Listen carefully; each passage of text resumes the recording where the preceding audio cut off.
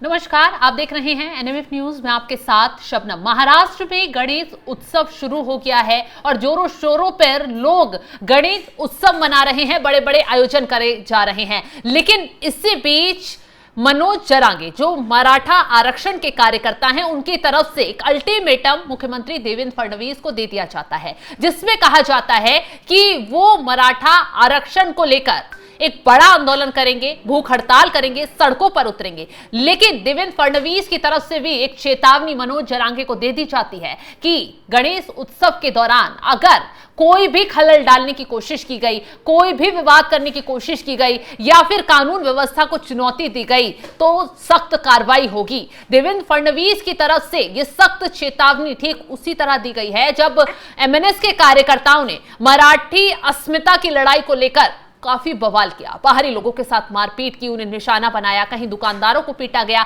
कहीं रिक्शा चालक को पीटा गया, कहीं माफी मंगवाई गई, कहीं महिला को टॉर्चर किया गया।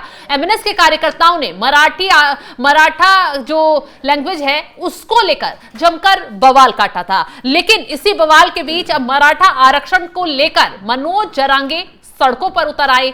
देवेंद्र फडणवीस को अल्टीमेटम दे दिया कि वो बहुत बड़ा आंदोलन करेंगे। जरांगे ने महाराष्ट्र सरकार को अन्य पिछड़ा वर्ग यानी ओबीसी के तहत मराठा समुदाय को 10% आरक्षण देने या विरोध प्रदर्शन का सामना करने की चेतावनी दी। मराठा नेता ने कहा, अगर सरकार आरक्षण की मांग नहीं मानती है तो 27 अगस्त यानी गणेश चतुर्थी को मुंबई तक मार्च शुरू होगा। आज से मार्च शुरू होगा और 29 अगस्त को वो अनिश्चितकालीन हड़ताल, भूख हड़ताल पर बैठ जाएंगे। तो ऐसे में देवेंद्र फडणवीस ने पहले ही भांप लिया कि इस दौरान कोई बड़ा बवाल कराने की कोशिश हो सकती है, इस दौरान कुछ हंगामा कराने की कोशिश हो सकती है। तो उन्होंने ये सब देखते हुए ठीक वैसा ही अल्टीमेटम जारी कर दिया, चेतावनी जारी कर दी जैसे एमएनएस के कार्यकर्ताओं को लेकर की थी। जैसे उन्होंने साफ साफ कह दिया था कि मराठी को लेकर कोई भी कानून व्यवस्था हाथ में लेगा या फिर राज्य में अशांति फैलाएगा, किसी हाल में छोड़ा नहीं जाएगा। जब मनोज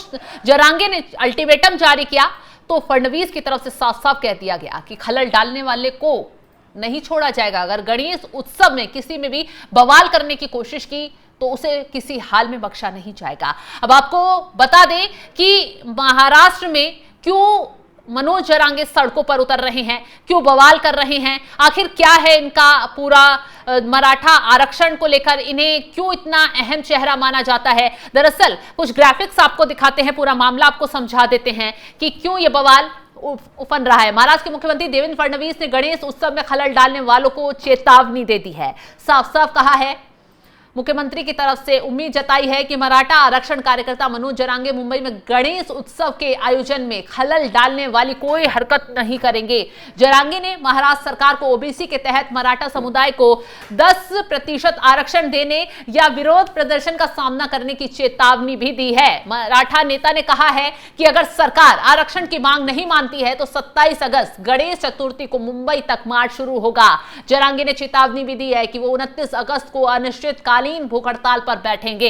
अब वो चेतावनी दे ही रहे थे, इसी बीच हाईकोर्ट से बड़ा झटका जरांगे को लग गया। चेतावनी के बीच जरांगे को कोर्ट से झटका लगा है। कोर्ट ने बिना इजाजत प्रदर्शन की उन्हें इजाजत नहीं दी है और चेतावनी भी जारी कर दी है कि कोई भी माहौल इस तरीके की अल्टीमेटम से खराब ना हो।